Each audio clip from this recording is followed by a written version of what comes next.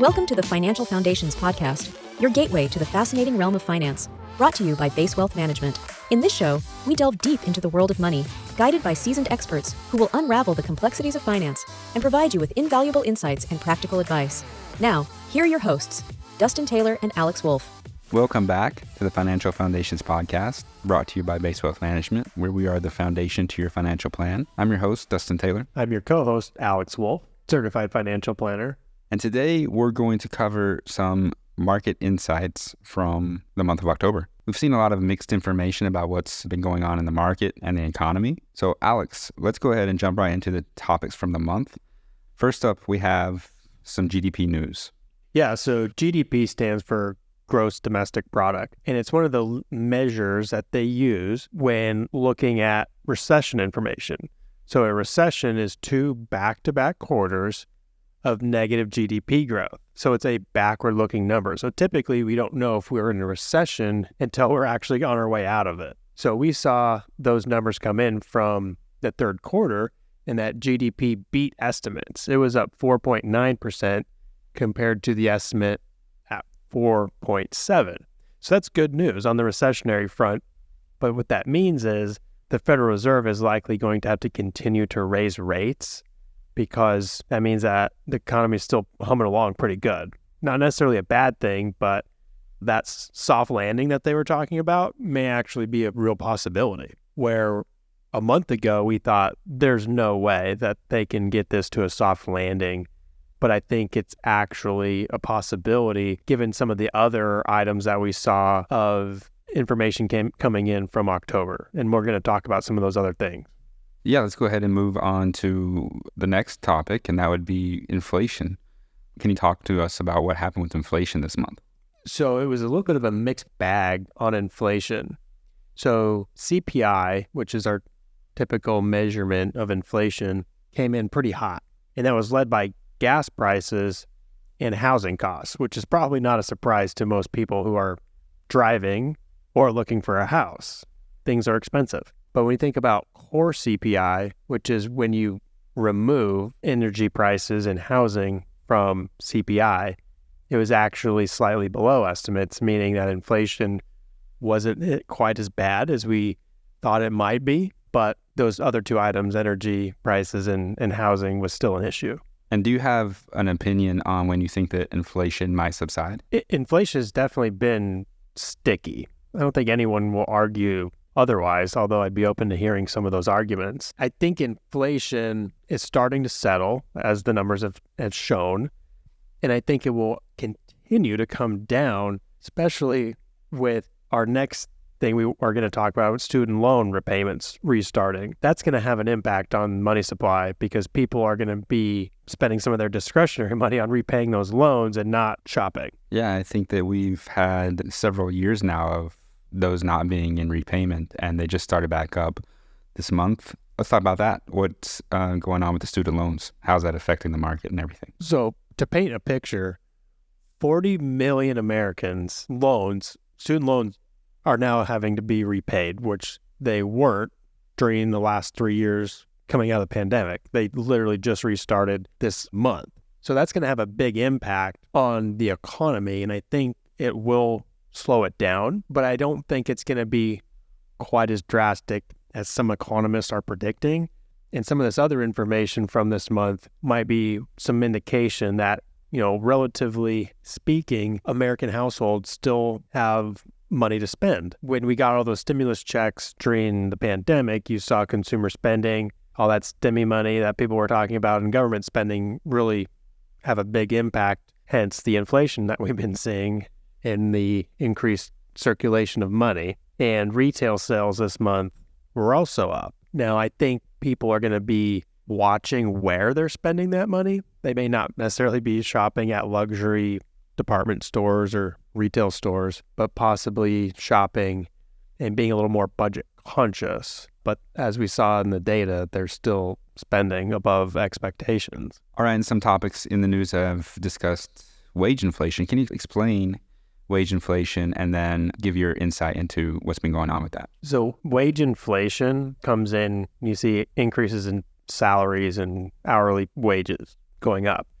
And in October, we saw that wage inflation was down, meaning people doesn't necessarily get increases in their salary or hourly pay, which is good for inflation, but could be something to watch when it comes to consumer spending. So as you can see here, as you mentioned at the beginning of the episode, we've seen some conflicting information, good and bad. And I think that's more argument toward the soft landing is when you've got a healthier consumer, but they are slowing down a little bit, that landing could be softer than we originally thought might happen. And what are some causes of wage inflation? So wage inflation typically comes when a company gives you like a cost of living adjustment, and it can also come with like a merit increase. So there were likely companies this year that didn't give annual merit increases, or they did, but they were lower than inflation numbers. On that topic, also, we saw the Social Security cost of living adjustment for 2024 come out at 3.2%,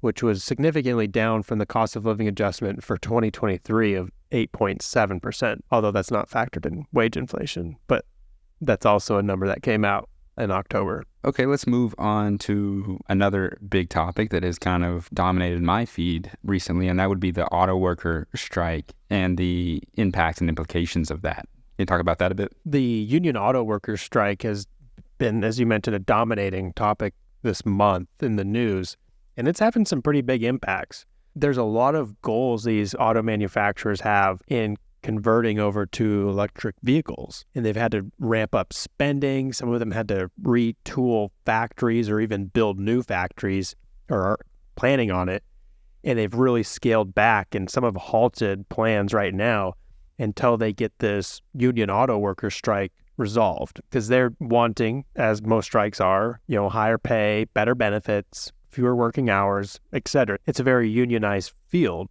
in the auto industry of those workers.